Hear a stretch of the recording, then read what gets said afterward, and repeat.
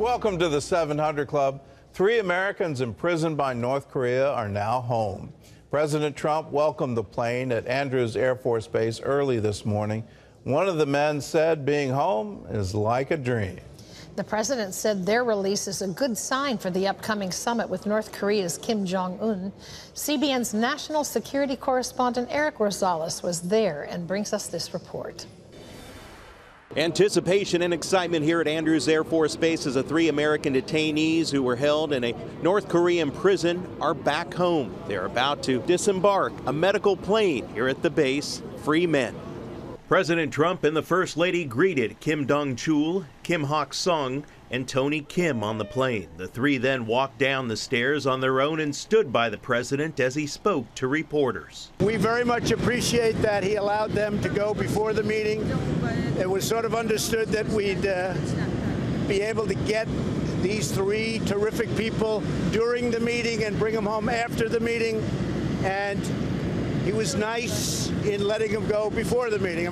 Newly appointed Secretary of State Mike Pompeo, who orchestrated the deal, was praised by the president for his hard work.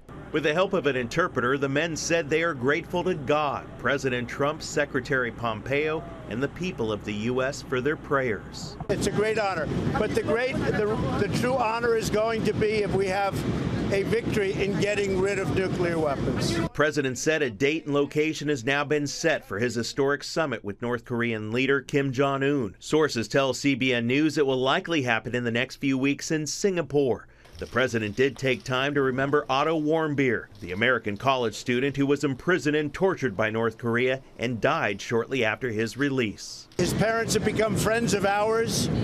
They are spectacular people, and I just want to pay my respects. The Warmbiers released a statement Wednesday saying that they are happy for the hostages and their families, but they will always miss their son Otto. Reporting from Andrews Air Force Base, Maryland, Eric Rosales, CBN News. Now, it would be a dream come true if nuclear weapons were no longer on the Korean Peninsula. That would be wonderful.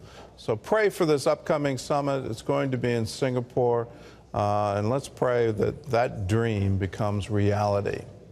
Well, in other news, Iranian forces in Syria fired missiles at Israeli military positions in the Golan Heights Wednesday.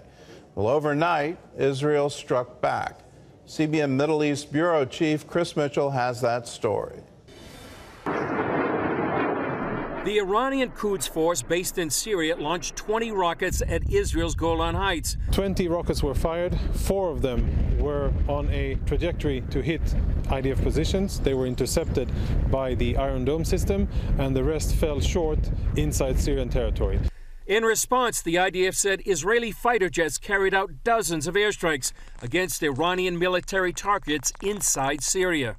We have made it very clear that we are here to defend ourselves.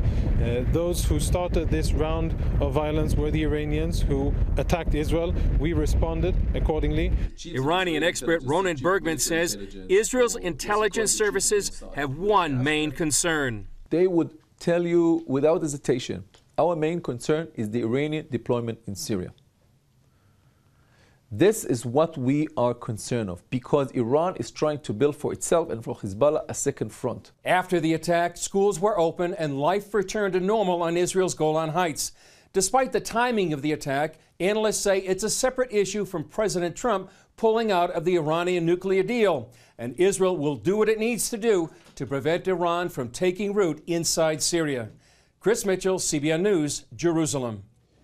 Well, we told you it was going to happen on yesterday's show that you can expect Iranian rockets to come into Israel. Israel had already warned residents living near the Golan Heights to take shelter, and then it happened.